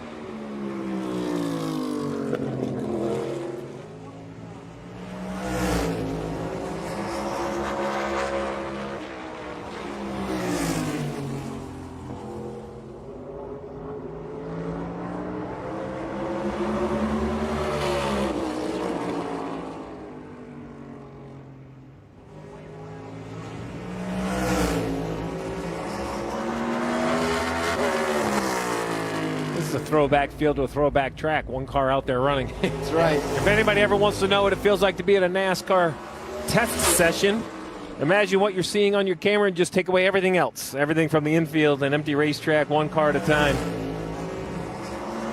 They did have an organizational test here back in the springtime.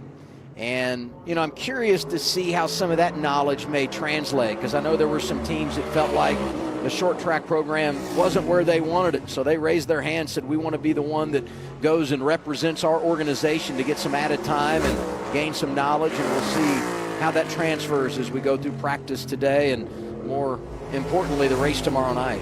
Keeps getting a little bit quicker each lap. Just, you know, you go out there and you really don't know how much grip the track's got. And each lap you drive in just a half a car length farther. Use just a little less brake. You apply the throttle just a little sooner. Use up a little bit more racetrack, and just keeps getting a little quicker. The last lap, he finally kind of slowed down about a half a tenth. That lap right there, there's a good one, 1868, about 2/10 quicker in his best lap. Just give an overall pace, an 1858 was Logano's fastest lap at the All-Star race a year ago. Another tire combination is different. The horsepower is different. So there's more than enough changed.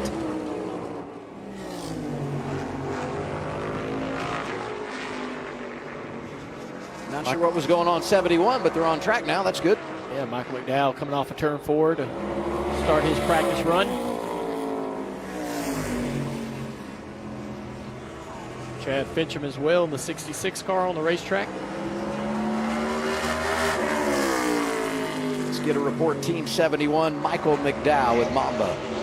Yeah, Adam, we're looking at the 71 car right here. Right before they took the track, it seemed like they might have an issue. McDowell was reporting that he was hearing things in the car that he didn't normally hear, so the team checked it out. They feel like everything is fine, so there's something to keep an eye on as the 71 makes some laps here in practice. Using all his senses, feeling something's off.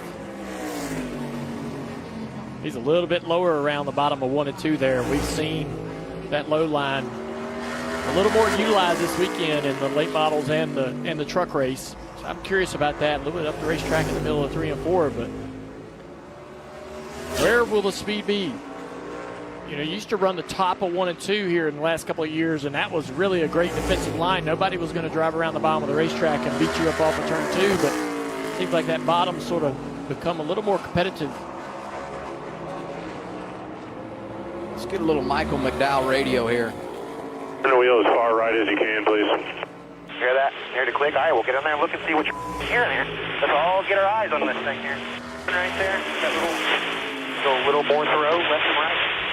Keep doing back and forth right there. If I hear that, feel it.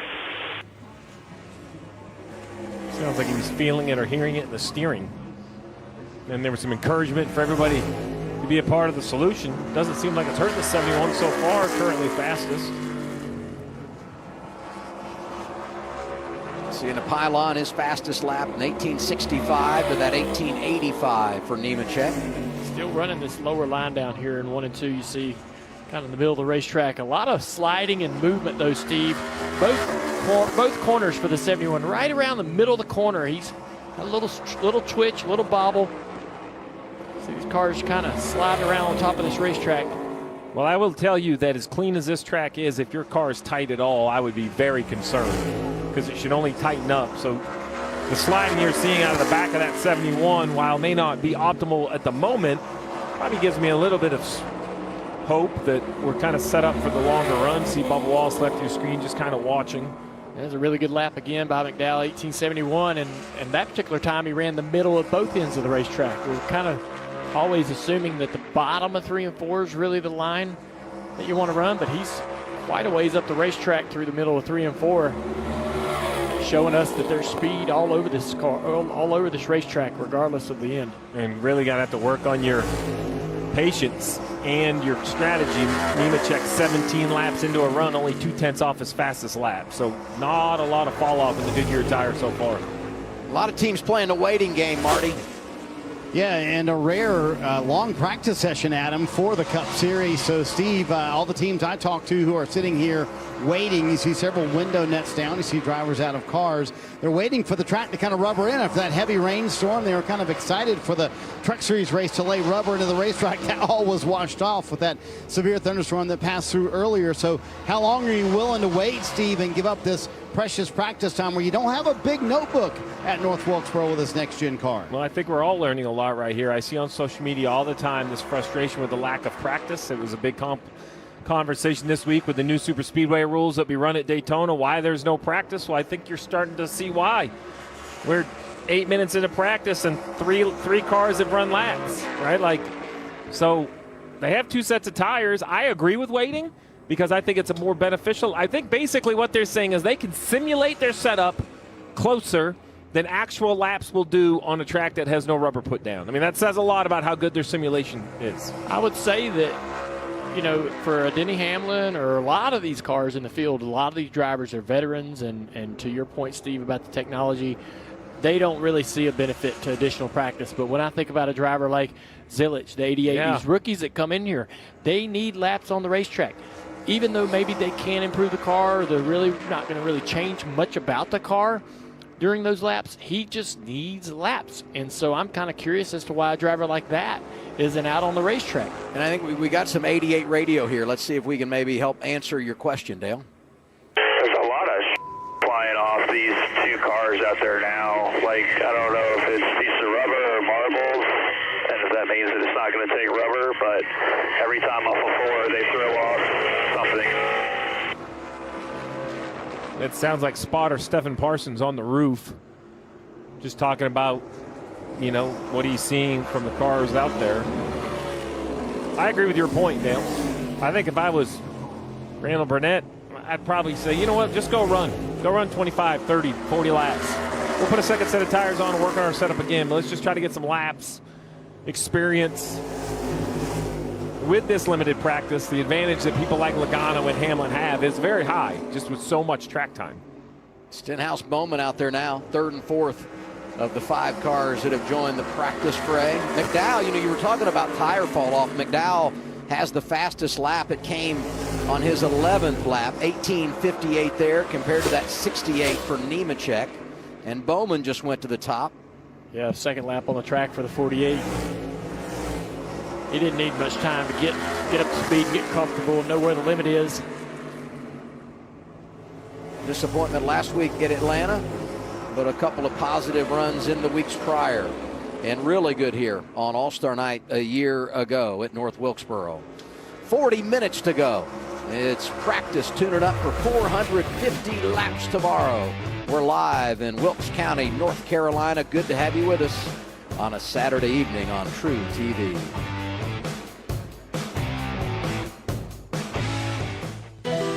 For the first time in over 40 years, a new option for people with motion sickness. Nereus is approved for the prevention of vomiting induced by motion in adults. In clinical the Performance Racing Network. It's time for a PRN pit stop featuring pit reporter Heather DeBow. So Heather, what's your earliest memory of racing? My first race was at Phoenix, and Dale Earnhardt Sr. was still racing. And I used to sit on Rattlesnake Hill with my family We'd have to get up really early in the morning, like I'm talking like 4 a.m. to get there first so that you could get a good spot. Do you remember the first time you were on air for PRN? I had asked Brad Gilly if I could shadow him during qualifying. And the next thing you know, he looks at me and says, go ahead, you do the next one. I'm not even working, bro. But yeah, they let me interview Jimmy Johnson during qualifying at Texas. I was in street clothes. It was wild. What's your advice for young women trying to work in motorsports? Take any opportunity you get offered. As recently as Bristol, I was there and they needed someone to fill in on pit road for CW, and they said, can you step in? I said, yes, sign me up, put me in, coach. This has been a PRN Pit Stop featuring Heather DeBow. The South Point 400 weekend at Las Vegas Motor Speedway is always a fan favorite on the track and at the South Point. Go to lvms.com for tickets. Back here at North Wilkesboro Speedway alongside Nick Yeoman, my name is Brad Gilly. Our Napa pit reporters, Andrew Curlin and Wendy Venturini, starting to see a lot more takers on the track. Ross Chastain is taking his Busch Light Chevy out there. Teammate Shane Van Gisbergen.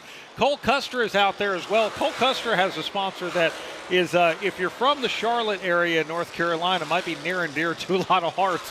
It's a restaurant called the Smoke Pit. They have one in Concord on 601. There's one in Salisbury, which is just amazing.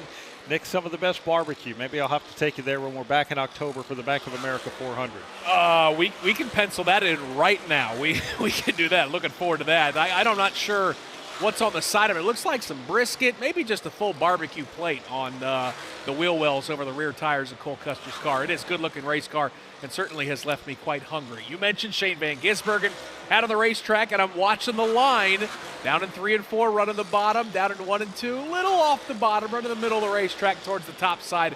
Earlier today in the truck race, Shane Van Gisbergen had that inside line absolutely working to his advantage down low in turns 1 and 2. Not seeing a lot of drivers venture down there quite yet here in practice, but certainly, as we know, as the racetrack fills up, if everybody's running groove 2 and 3, sometimes you got to go where they aren't. Car owner right today, now, Ross race Chastain is going tomorrow. where nobody is, and that. Talked about what a busy weekend, busy day it's been for Chase Elliott. How about Shane Van Gisbergen? Wanted to get some extra laps. Ran the truck race earlier today. He was quite impressive. Finished inside the top 5. 9 cars now on track. Talk about SVG, his teammate Ross Chastain, second on the board behind Bowman.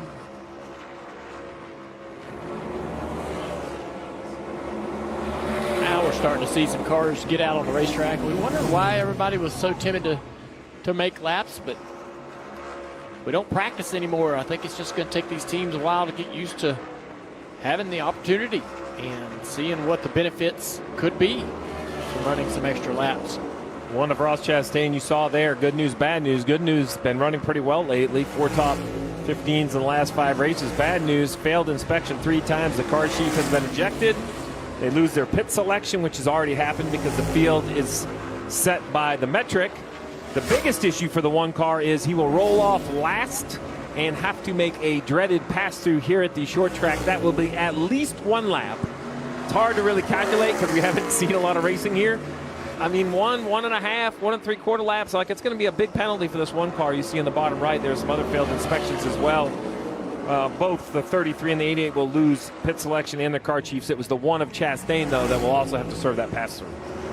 He's going to root for a lot of cautions in that opening stage. You get a lap or 2 down when you pay your debt with those free pass opportunities. I just have a feeling this race is going to have. You heard Bubba say he's excited for some long green flag runs. I think that's the right mentality. I think these guys are going to settle in and really just manage their car, manage their gaps. What's going on, Marty? You know, Adam, you talked to crew chiefs this week coming into North Wilkesboro, the first ever points-paying race in 30 years, and they kind of were thinking about a few things, how to divide this race up, number 1. Number 2, how to get their car to work in traffic. But, Steve, number 3, there's a new rule this weekend for the front and rear bumpers for the race cars, and I was talking to Alan Gutson about that rule yesterday, and he said, listen, now there's really nothing behind that front bumper, literally nothing from that front bumper to our ductwork and our radiator, and it's only like 10 inches. And we're at a short track, Steve, so the possibility of getting everything caved in on the front end and the back end, very high here at North Wilkesboro. So Steve, kind of walk us through the rule change in number 2. How are you going to manage that with your driver all night long, 450 laps at a short track? Yeah, well, the rule change was kind of a driver-requested rule change. The front and rear bumpers on these cars very firm. Plus, I have some high-density foam in front and behind the rear bumper, between the bumper and the nose. And we've seen this at Martinsville, where these cars make very significant contact without the car really sliding or wrecking. And for that reason, these drivers, lap after lap after lap, are getting these major hits from the car behind them. They said, hey, man, we want this. It shouldn't be this way. You shouldn't be able to hit somebody that hard without doing damage or wrecking the car in front of you. So the removal of the foam and the removal of some of the bumper structure, I like the concept. I don't know how it's going to work out. If I was a crew chief, I'd be nervous as well. If there's a stack up on a restart here, we absolutely could see some radiators knocked out. I don't know if that's good or bad. I guess it's your perspective, how old school the racing you want to be. I can tell you in 1996, if there was a stack up on the restart, you're knocking the radiator out. So it's going to feel very old school. Only time will tell, but this was kind of a driver-driven change. Larson on track currently 13th, and as we ride with him, let's take people through the elevation change here, because I mean, you literally are going downhill as you see lowest point turn 1, then you come off of turn 2, back up the hill to turn 3. Dale. Yeah, this racetrack's built on an incline out in the middle of some field back 100 years ago. So you go down this hill, and Darrell Walter told me, he's like, you're going to have a balance issue into turn 1. The car's going to be free because you're up on the nose of the car. You're braking downhill, so the back tries to swing by you. He said, you can't fix that. Don't try. And so you're going, trying to work on that and trying to fix that issue. You're going to ruin what's happening in the rest of the racetrack, especially in 3 and 4. But so it's kind of uncomfortable getting into 1, and you're carrying a lot more speed than you'll carry into turn 3. Now you're climbing up the hill down the back straightaway, and you can't overdrive turn 3. I mean, I'm sure you can, but every time you go in there, you think, man, I got in there as deep as I thought I needed to, but you can carry so much more speed. You're on the brakes less. You're on the brakes more in 1 and 2, less in 3. You're lifting earlier in 1 and 2, you're driving deeper into 3. You have to drive both ends of the racetrack uniquely because of that incline. And the fan who thinks it's only 20 feet, first of all, 2-story building. That's a pretty big jump. The second thing I would say is, if you've ever rode a bicycle, I'll tell you, I'll take the slightly downhill over the slightly uphill anytime, right? It makes a real difference, especially what Dale was saying, right? That the car itself, when you lift into 3, the natural deceleration of that car is just much more advantageous as the driver. It does everything better. Downhill, it doesn't want to do anything right. We go to all these road courses, and there's so much elevation change there, obviously. But this is no different than that. You really can't see it on TV. You go out there, though, and you can really get a feel for just how different it is compared to the other ovals we race on. Watching Denny Hamlin, he's gone to the top. Teammate Christopher Bell right behind him in second now with just over 30 minutes to go. Yeah, that's Denny Hamlin, 7-8 laps on his tires against the 43 Jones with about 6 laps on his tires. Denny just a little bit better there getting by. Got to look at Byron. I mean, he's been great on the short tracks. Won 2 of the 6 a season ago. And when you look at Hendrick Motorsports, they were great in the All-Star event last season, putting 3 inside the top 6 here at North Wilkesboro. Christopher Bell at the top of the board now. A couple of solid laps in the 20s.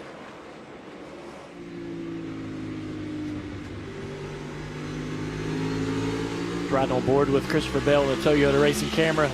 He's on the outside of Connors Illich going by, trying to get to the outside of the 43 car. Christopher Bell at the top of the board now. A couple of Motorsports, they were great in the All-Star event last season, putting 3 inside the top 6 here at North Wilkesboro. Christopher Bell at the top of the board now. A couple of solid laps in the 20s. Got to learn a little bit. I'm going to tell you, we've talked about how many cars. I don't know, maybe it's just a perspective thing. We've seen it at Martinsville before, but this place looks busy. And only half the cars are out there. It just, out the window, it's busy. Yeah, but if there isn't a ton of fall off, look at this. We're going to have race cars all the way. Opportunities for people to pass. That's going to create opportunities for people to drive, run people down, create battles. They're going to get stuck in bad spots. That's going to create, in the booth, trying to keep up with what battles are developing, and because of that lap traffic and what it'll present. Well, the All-Star race here has been great. but you put 15 extra cars out there, and then you extend the window with which you'll run, because obviously tomorrow night's event a lot longer than what we saw in the All-Star race, and it's going to change the game a lot. You know, Dale, you mentioned it. The teams just need to get on the racetrack and kind of get into the practice groove. I will tell you, I love watching it. It's a longer practice where I can see who's good, who's bad, who can make their car better, who can make it worse. And you can't do that. You can't do that. You can't dial yourself out just as much as you can help it. I talked about that organizational test that happened here earlier in the year. Representing RFK, the 17 team, Chris Buescher, Scott Graves, the crew chief. And Scott told me a couple of weeks ago, he said that was big for us because we need some work on our short track program. He's been a good short track racer, has a couple of wins at the cup level when you talk about short track racing, but they feel like they need a little bit more. And so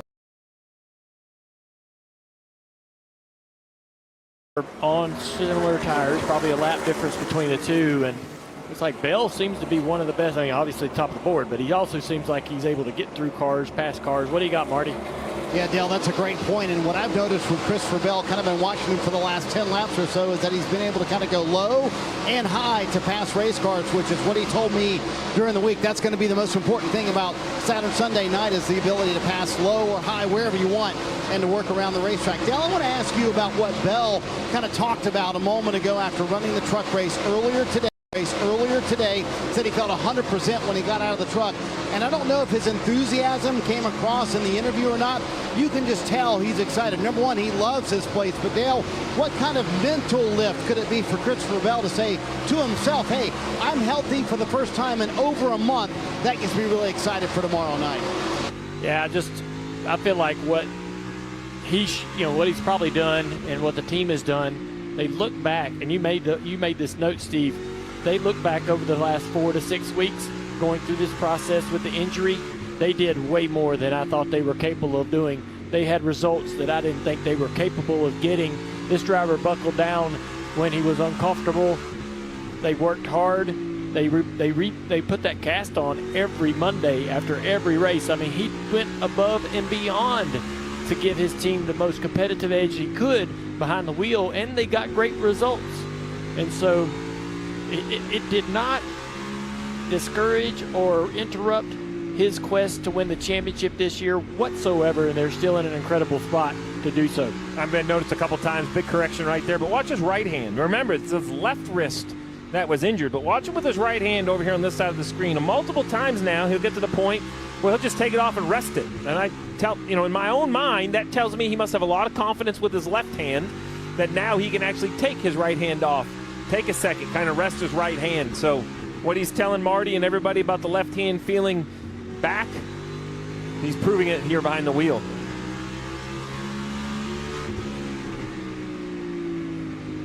Here's Ryan Blaney, most recent winner, going to start on the pole tonight, tomorrow night rather, with qualifying being washed out. 11th quick is what he just dropped to in the practice session.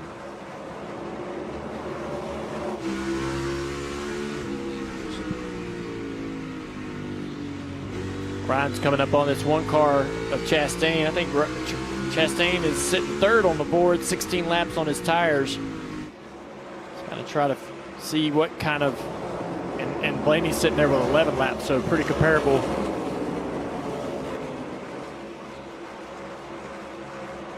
Saw the numbers there, 8 consecutive top 10s.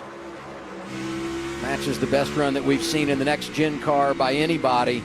You saw it with Bell, you see it here with Chase Elliott. I love the gloves a lot of these guys are wearing this weekend to support your foundation, Dale. Yeah, we do this every year, the glove program, and thankful for the drivers to participate. You'll see a lot of these cars, or these drivers with these gloves on, and they'll use them in the race. We'll sign them. The drivers will sign them. I'll sign them as well. And again, you log on to the website there for the foundation. Make sure you go to dalejrfoundation.org. And there's the auction site for Pristine Auction as well to be able to bid on your favorite driver's gloves.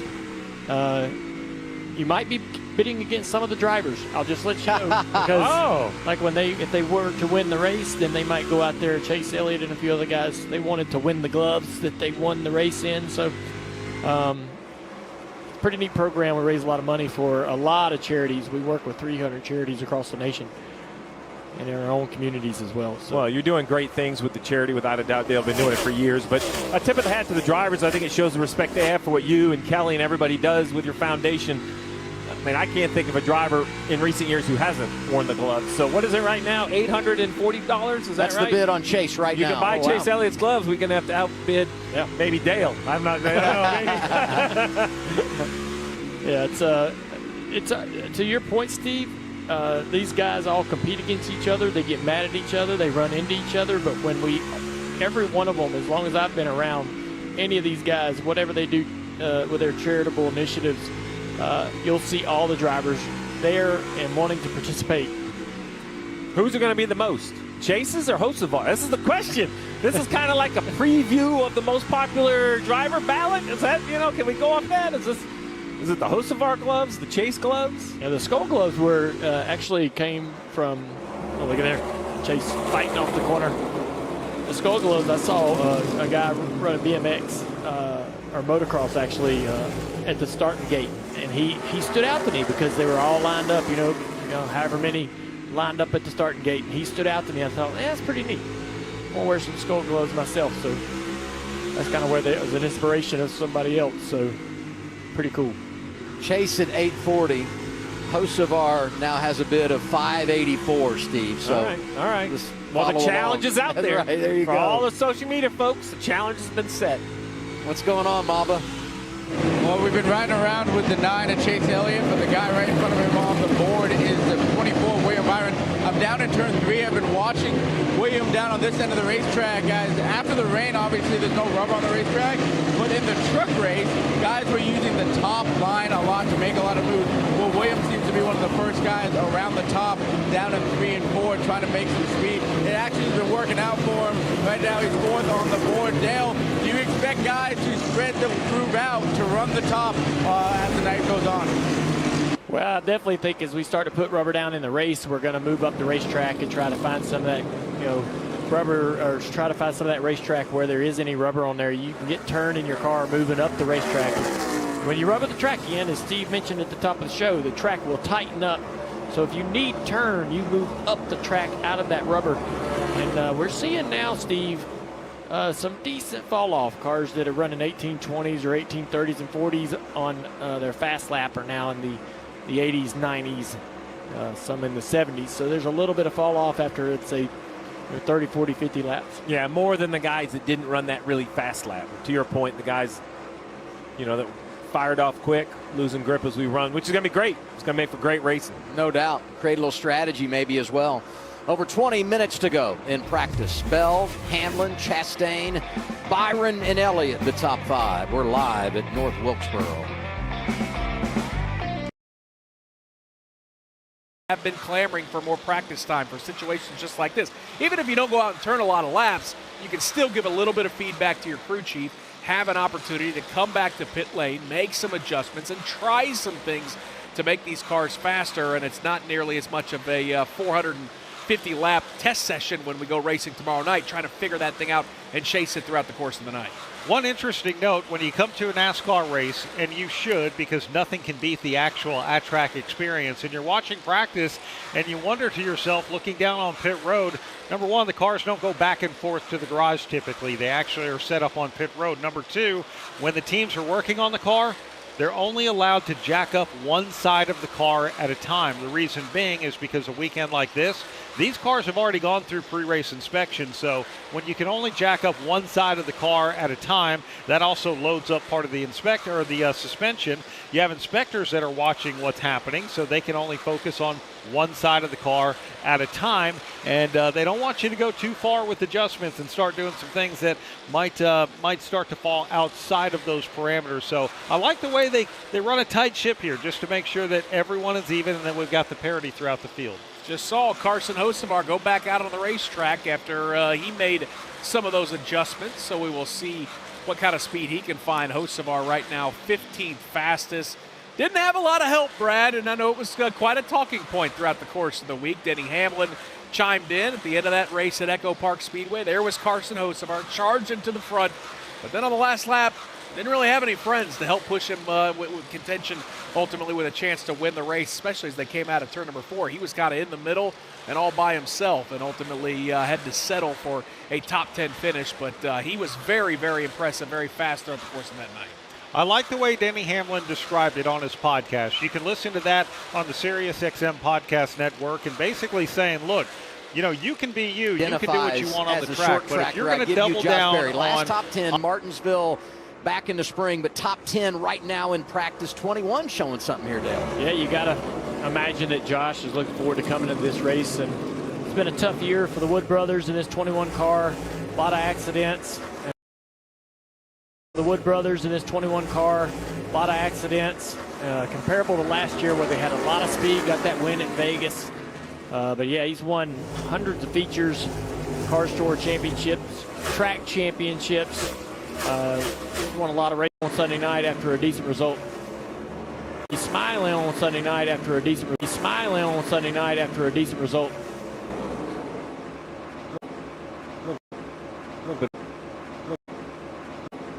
A little bit of a throwback look right here. That'll take you back 1993 when Rusty Wallace swept the races here at North Wilkesboro. Unbelievable year for Wallace in 93. Won 10 races, and it's cool to see that car back on track as Team Penske celebrates 60 years.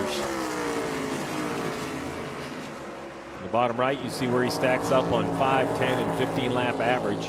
And everybody's running enough laps now. I think we could take a look a little bit more at those longer runs. And yeah. You see Best 15 in the bottom left. Bell, Larson, Byron, Logano, Hamlin. Logano probably, if you want to call it a surprise, if you said how's everybody going to run, I would say Logano and Herbst are probably the two that jump off that page to me. SVG as well. I know that you know, he's definitely gotten a lot better on the ovals this year, and we don't really talk about it that much, about how much progression that he needs to make to be a player every single week. But he does so good on the short tracks. We saw him earlier this year in the Clash at Bowman Gray running really competitively. He's ran competitively here at Wilkesboro in the past. So I think SVG, he talked about it. He said, I don't know why, I feel more comfortable at the short tracks. It just seems to be a little more akin to the road course discipline or the style of driving that he's done as opposed to the big mile-and-a-half racetracks. I also look at that, top 10, 15 lap average, and then I think about how it translates to the chase standings. There were a lot of guys on that page that are going to need a good run here tomorrow night. When you talk about points, this guy's chasing the regular season crown. Tyler Reddick comes in 24 behind Denny Hamlin. And look at it, just change the momentum. You see the first 14 races. A lot of important numbers there, but in my mind, the average finish 5.6 in 14 races. The last 6 races, Marty, outside the top 23, just this 45 car cannot seem to get anything to go their direction over the summer. Yeah, they need a little momentum in the right direction. Atlanta was okay for that race team. Steve, a lot of teams over 50 laps on the board for Reddick. Just 25 until Billy Scott a moment ago. I can't give you any more on exit or I'm going to spin out. So, Steve, my question is, Reddick and Billy Scott waited a long time into this practice session. They just went out a few minutes ago. So, being so far down on the board, they are just 30th right now. Could that be a reason why waiting the racetrack much different than those who went early? Yeah, I assume waiting has probably definitely hurt the speed of the track a little bit. I also don't think he got a really clean start to the run. Looked like he was in traffic. If you're on new tires and other people are on old tires, you keep running into, newer cars or, slower cars that are hurting your overall run. They don't look as far off. 27 laps on their tires now, 28 laps. They seem to be closer than I thought on the fast lap. The one thing they have going for him, because qualifying rained out, he'll start 5th tomorrow night, so that helps them. Another guy that benefits in that category, Carson Hocevar, will start 4th tomorrow evening. What's their story, Mamba? Carson Hocevar has been benefiting from everything this year. It seems like having a lot of fun outside the race car, inside the race car, and right now here at North Wilkesboro, he says he has a lot of rear grip, but he's just overpowering it, and that got me thinking, Dale and Stevie, like when you guys were talking about the downhill and how the back of the car swings around, is that Carson just overdriving the grip of the car and the downhill moments? I think overall, you can overdrive the car here. I mean, it is a pretty fast little short track, but You know, it doesn't, you know, if he says he has a ton of rear grip, some of that I think is because they haven't run quite long enough on tires for the rear grip to go away. And I just think the front tires don't work as well. So I think he's only run 20 laps in total, right? You get them lap 40 or 50 and see where his rear grip is. But it is, you know, there are characteristics from one end of the racetrack to the other that you're just not going to change. There's going to have to be a compromise. Watching these guys right here go around the racetrack, Steve, and the 24, 9, 35, the 16 of Allmendinger, the 45 as well. They're all battling like this is midway through the race. And look at how high they're running in 3 and 4. This is watching through turn 3 and 4. As you see almost a little contact there with Chase Elliott. But the 9, the 35, look up there. 40, the 24, way up the racetrack in turn 3 and 4. They're really starting to move that groove up. This is just a 50-minute practice. Yes. Yeah, man, I'm telling you. Great tire that Goodyear's been able to develop for the short tracks. It's starting to put a lot of rubber down on the racetrack. And this racetrack as well, the development and the design of the racetrack, a little contact with the wall for Chase Elliott down the front straightaway, but they're all over the racetrack. Look where the 45 is. Look where the 9 is. You can't ask for more than that. Well, I mentioned my comments about practice earlier. I got a text message from an old friend I haven't heard from in a while, and he said if they gave them more tires, he believes they would have just gone right away. So he didn't think 2 sets of tires were even enough for a 50-minute practice. And if that's the case, I vote give them more. I like cars on track. It's great. I don't know if we need it every week. But I will tell you, I've got excited to come up here. I was a little sad when the rain came. I'm okay. I didn't get qualifying. I'm super pumped that NASCAR worked hard to get some practice in.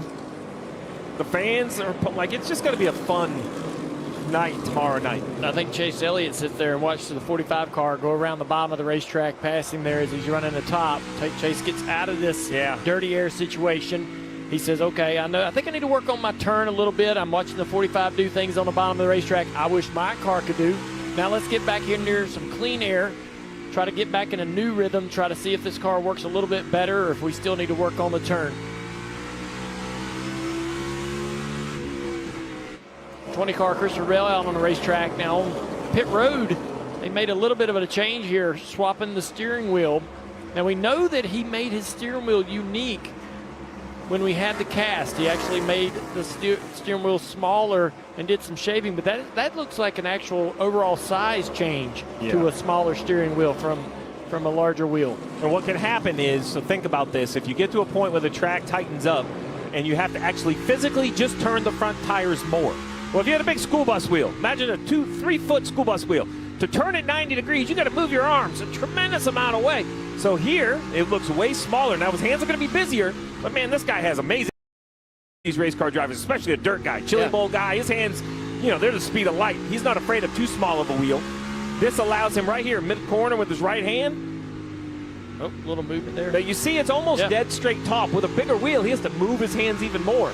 That's a great point, Steve. I mean, in my driving career, in the 20 years I raced, we changed steering. We went down almost 2-3 inches in diameter from the steering wheel I started with in my career to where I ended up with when I was racing with you, and we went another inch smaller at the road courses to speed everything up. To your point, we went from 12 or 14 to 1 steering boxes down to 10, down to 8 to 1 steering boxes. The steering boxes have gotten quicker over the last several decades. The wheels have gotten smaller. All that tells you is everything is getting quicker. And watch his left hand. I talk about his right, but really watch his left. When he gets down here in the middle of the corner, I mean, he's about out of left hand, right? His left hand is down into his leg, down into the seat. You know, Dale, you kind of took your right hand up over the top, and I always felt like you were like tugging with your right hand more. For him, his left hand is kind of like he's out of steering. Like he can't turn the wheel more without having a smaller wheel, quicker adjustments under the hood. There's some other options. If you're setting your fantasy lineup, circle the 20. He's good across the board. And look at this. Driving the school bus here, Steve. He said 2 feet wide. I think you got like an 8-foot wingspan. Yeah. I mean, you couldn't turn that bus in a 10-acre field, my man. Tight in the middle. Real tight in the middle. Sure. By the way, they're hauling the mail around this racetrack here. Christopher Bell, his best time, 18.22 seconds. This track is measured at just over 0.6 of a mile. In fact, 0.625.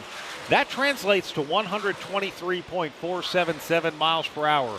This is a heavy braking racetrack. That's an average speed. So here on this track that's just over half a mile, they're pushing somewhere around 140 miles per hour, maybe a little more top speed before they slam on the brakes and go into the turns. Yeah, well, you're slamming on the brakes a little bit more in turn 1 than you are in turn 3 because you're going downhill, but certainly the brake packages on these cars are going to get a workout. You certainly have to get on them quite a bit up there in turn number 3 too, despite going uphill, but that is part of the challenge. Of course, we saw some brake issues at Nashville Super Speedway a few weeks ago. A little bit different here in terms of the short track, but yeah, managing not only that new front bumper structure and your race car and those tires, you got to take care of and look after those brakes throughout the course of the night. Of course, that's the key figure. Is it is going to be a race that is run majority under nightfall, so it's not going to be nearly as hot as what some of the truck drivers had to deal with here at North Wilkesboro Speedway. Let's go back to pit lane and check in once again with our Napa pit reporter, Andrew Curlin. I'm warming my hands up against Kyle Larson's tires that just came off of his number 5 machine. Definitely some rubber buildup on all 4 Goodyear tires after about a 40-lap run. And Brad and Nick, I am also noticing on the racetrack on the outer groove outside of turn 4, some rubber buildup. So you probably have a better view of that, but these teams certainly are having rubber stick to their tires down here after only about 40-lap runs. Great intel, Andrew, and that also tells us that Kyle Larson, Cliff Daniels has put on that second set of Goodyear tires. The teams were given 2 sets of tires for practice. Normally you'd have 1 for practice and 1 for qualifying that can transfer to the race. Because we didn't qualify, it was canceled due to rain. They said, you know what, we're going to give you 50 minutes of practice. If you want to use both sets, go ahead. If you only want to use 1 set and transfer a fresh set to the race, you have that option as well. Wendy Venturini. Well, we're just watching a lot of these tires come off the cars and switch out. We know Cole Custer put a second set of tires. Alex Bowman, Riley Herbst is down here, and he just switched out his tire. Not a lot of wear on Riley Herbst's Goodyear Eagles that came off his car, but I am continuing to walk down pit road and check this out. This is the time when a lot of these teams are going to switch out these tires in these final minutes after these long runs they just did. I think, quite honestly, Brad, there's just too much at stake. Now we're up the racetrack in 1 and 2, top all the way to the wall. You can see on the left side out the window net, there's that car just inside at 45 of Reddick. You're going to see him appear on the left side of your screen. Now he drives up in front.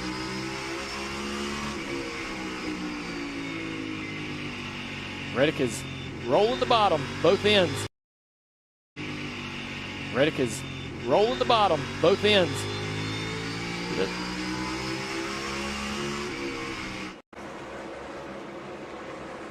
Go back over to Denny Hamlin.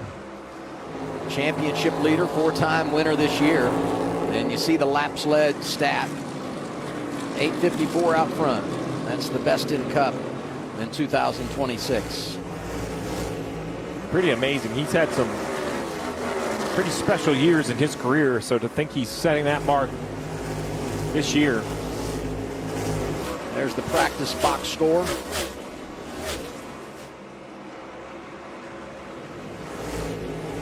What do we got? Tires with 6 minutes to go in practice, Marty.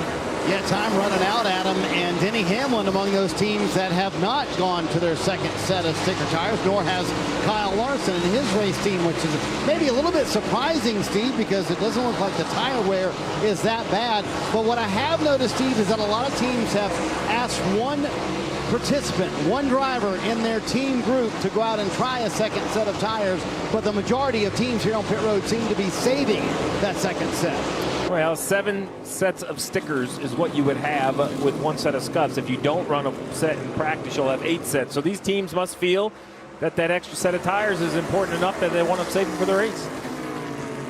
We saw Larson go around Denny Hamlin, top of the racetrack. Larson has 10 laps more on his tires than Denny. I just try to look at, you know, cars that are around each other, racing with each other. What's the lap difference? Who has better tires? Do they have the same tires? It gives me an idea of maybe who's the stronger car in this situation. Looks like Larson has a pretty good hot rod for tomorrow. We know Denny, though, just tries to go out there and looks for a feel, but at the short tracks, that must have to be a little bit different for Denny, you know, than what he's discussing at the 1.5 miles. I would think you'd have to have at least some concept of lap time at the short tracks. At the big tracks, I think comfort for sure could demand. He knows he has great horsepower, great downforce, so if the car feels a certain way, he'll be fine. But I would just be afraid here. It feels good and you're just slow. You're going to really pay the penalty. Larson looks good, Marty. What you got on him? Real quick correction, Dale. Larson is on fresh tires. Those new tires, those new Goodyears I saw right at the 5 pit, they actually belong to the 9 team who's next door. Oh, I got you, buddy. Okay, that's why he's showing the lap time that he's got right here. I was going to say if he's 10 laps over tires than Denny, because he's got 58 laps on the track in practice. He went right by there, so that's why the car's got good speed in it. Best overall, though, on lap average. Which would make sense if he's through his second set of tires. And he's second in 15 lap average, third in 10 lap average, so still a pretty solid car. Christopher Bell looks like the best race car on the racetrack. Then it's a toss-up between Larson and the 24 Byron. And then you might want to throw a name in there we haven't talked about a lot, and that's Joey Logano in the 22 car in the top 10 and 5, 10, and 15 lap average. See the numbers on Zilich, making his first NASCAR appearance here this weekend. You go over to the pylon, and you see most laps run in the session to give you an idea who's been really busy. Let's get an update on the rookie Zilich with Mamba.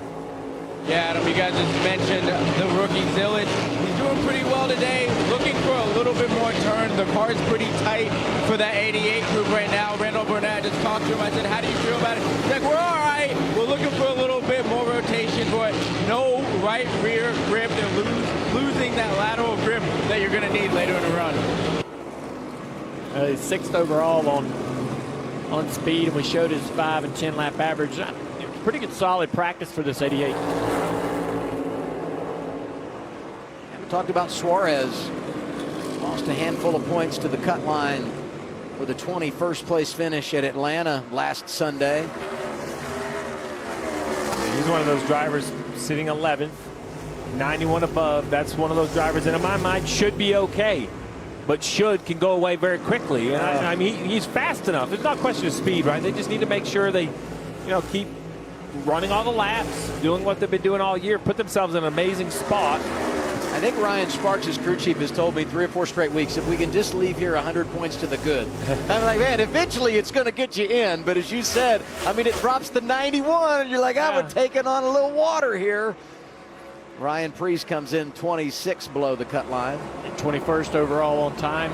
And I know it doesn't show it on time, but when I think about 450 laps of grinding around a short track, Ryan Preece just jumps off the page. When you go to New Hampshire, they'll modify guy.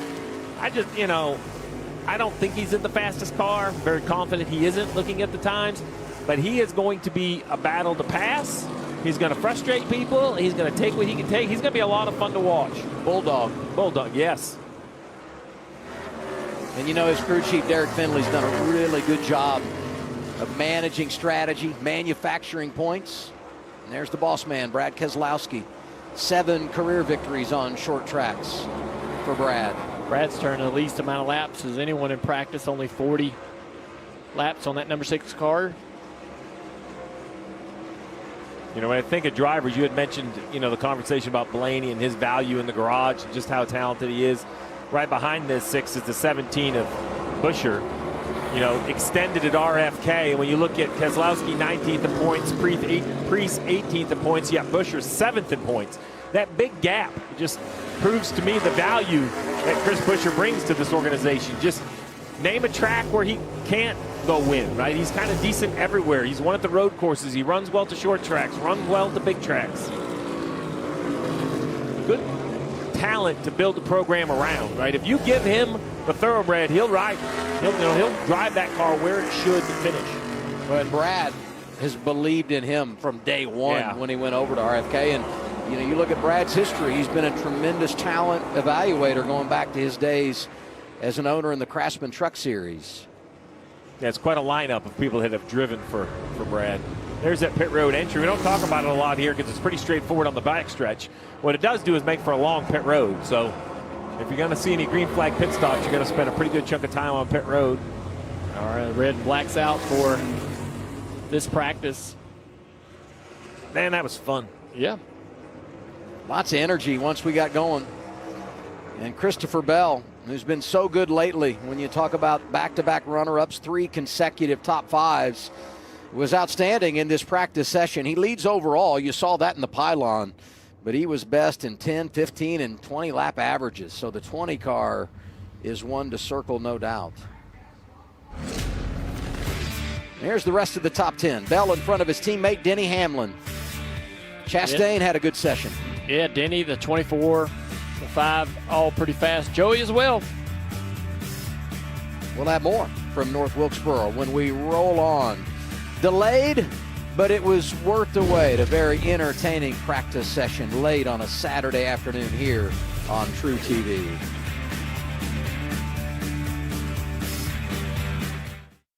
At least safe. Engineers Harold Hamrick, Ben Blevins, and Bill Parrott. Our director is Laura Beth Barnhart. Production, Kent Bernhardt. Sales and marketing, Alexis Erickson, David Stiles, Barry Roach, and Hank Lee. The senior vice president and general manager of the Performance Racing Network is Jerry Horn. For Nick Yeoman, my name is Brad Gilley. We'll see you tomorrow, 6 o'clock Eastern Time for the Window World 450. This broadcast from North Wilkesboro Speedway has been an exclusive presentation of PRN, the Performance Racing Network.